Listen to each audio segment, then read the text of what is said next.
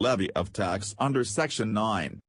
Up to now what we discuss is GST is payable in goods or services. So what is the meaning of goods?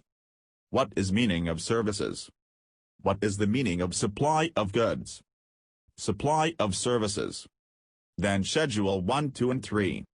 All that we discussed was regarding supply of goods and services. So, goods and service tax is to be paid on supply of goods and services, but governed by Section 9. Now broadly supply of goods and services is categorized in two parts. First one, within the state, that is intrastate transaction. And second, interstate transaction. So for intrastate within the state transaction, CGST and SGST. That is central and state GST is applicable.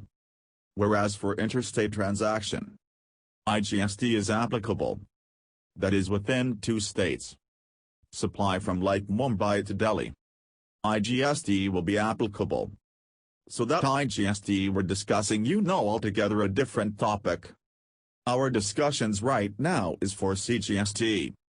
Central or state GST supply within the street.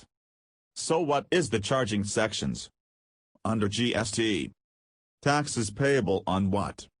All interested supplies of goods or services or both. That is central CGST. So in tiers that is from, like we discussed, Mumbai to Delhi. That is not covered under CGST Act. But that is covered under IGST Act. Reverse charge basis by the recipient of goods or services or both as notified. Under subsection 3 of 9. So tax is payable under subsection 3 on the reverse charge basis. Also, we will discuss what it means. Reverse charge basis in respect of supply of taxable goods or services or both. By unregistered supplier to registered supplier. Under subsection 4. So on this also tax is to be payable. We will discuss this with one example. Tax is not payable. On what? Alcoholic liquor. For human consumption. So this is completely out of purview of GST. On this GST is not applicable. Following taxable from such date as may be notified. So following products will become taxable when government will notify. Which are this: petroleum crude, high-speed diesel, motor spirit. These all are commonly known in our commercial parlance as petrol, natural gas and aviation turbine fuel. So on this government will notify. From that date only GST is applicable. Till that date no GST is applicable on this petroleum products. So, we have to know what is the meaning of the reverse charge under subsection 3 and subsection 4. The first part. All the intrastate supplies of goods and services were discussed. The reverse charge mechanism, let us try to understand now. Say for example, there is one person who supplies goods, which are notified by the government to person. So normally, who should pay the tax is the person who is supplying. That is, he has to pay the GST. But under reverse charge, the person who pays the tax is the recipient. That is why it is called as a reverse charge mechanism. Under subsection 3 government will notify some of the goods or services which will be chargeable under this mechanism. Like GTL services, transport agencies, or like legal lawyers services.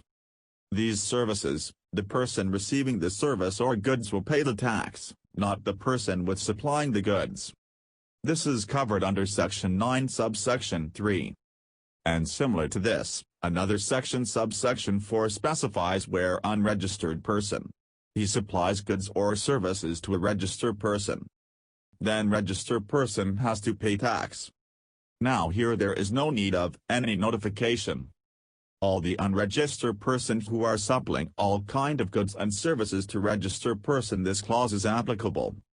Subsection 4 of section 9. The recipient will pay the tax under the GST. Now, you have to refer moves and updates for the current situation because government has the time to time issued various notification wherein good and services, which are covered under reverse charge mechanism of GST is mentioned. Similarly, government had notified that up till certain time limit this clause subsection 4 of section 9 is not applicable, that is, unregistered person supplying goods to registered person. Reverse charge is not to be paid up to certain time. So the latest situation, please refer the notes for that. But by and large subsection 3 covers no typed goods. Section 4 covers taxable goods supplied by unregistered person to registered person. And in both of these, person who is receiving the goods has to pay tax. That is why it is known as a reverse charge mechanism. Then next, under charging section, there is a provision or tax to be paid by e-commerce operator. Ensure the definition of the word e-commerce operator. What is the meaning of e-commerce operators? It is simply a platform given on the internet. That, to give an example, like Ola or Uber cab services or Amazon. He is e-commerce operators. So, a platform is given on internet wherein you can do the commercial activities of buying or selling, providing goods and services. So, tax is to be paid by e-commerce operators and not the person or suppliers who are supplying through them. So on what it is applicable? Only on notified category of services. This clause is applicable.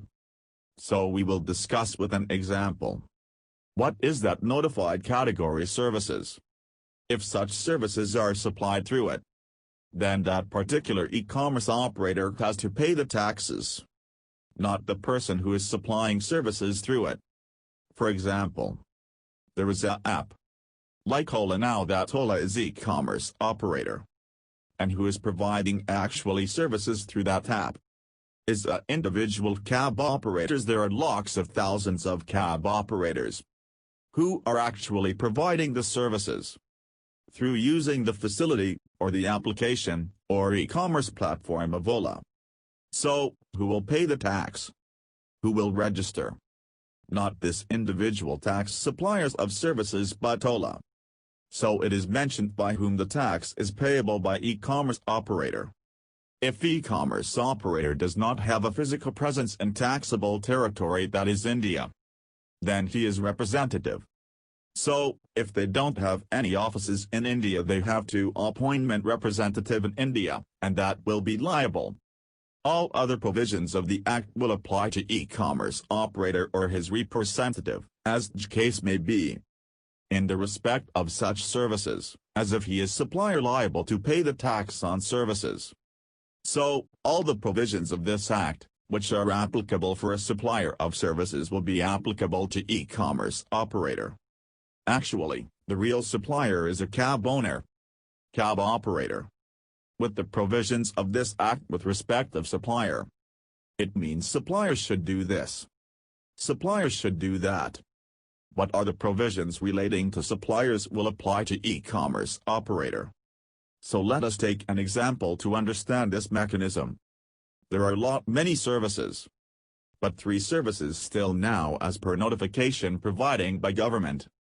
One of the service is of e-commerce operator is radio taxi. That is like Uber and Ola.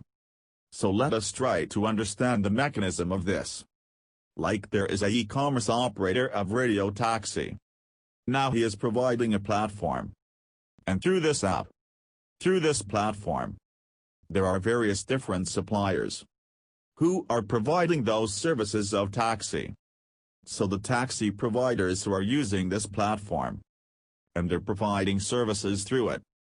So who should be liable for registration?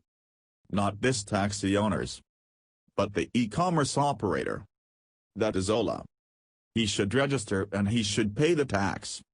Now what will happen is customer he calls that operator to book the taxi. He is using the platform. The cab service is provided by actually cab owner, not by the e-commerce operator. But still who will pay the tax? Tax is payable by the e-commerce operator. That is why all these taxi owners, taxi operators who are providing us the service, they are not required to be registered. Only the radio taxi operator service provider will pay the tax on behalf of whatever is the charges collected. He will file the returns. All the formalities of the Act will be done by e-commerce operator. So in short, what we discuss is all about the taxable services under GST. Now there will be some exemptions, which are provided into Section 11. The government on recommendation of council may exempt any goods or services from GST either absolutely, it means without any condition, or conditional. It means, if you are providing services to this subject to this limit, what are may be the conditions. So it might be either excluded exemption, or conditional exemption. So there are various notifications where various goods and services are exempt under the Act. Just a further note for that. Also see the amendment, see the latest notification before exam. So, in all Section 9 deals with what all is taxable. So taxable is interstate supply of goods or service. There is supply within the state. That is number 1. Number 2 is taxes payable under reverse charge mechanism or notified services and goods received by the recipient. Tax is paid under reverse charge mechanism for goods or supply received from an unregistered person. And apart from this very important provision for e-commerce operator, those services which are notified for this services, the e-commerce operator will be registered, will be treated as a taxable person. Although the services by different vendors, different suppliers, through him, like the radio cab, taxi example we have seen. And lastly, there are some exemption given or supply of goods and services, which are not taxable under the Act.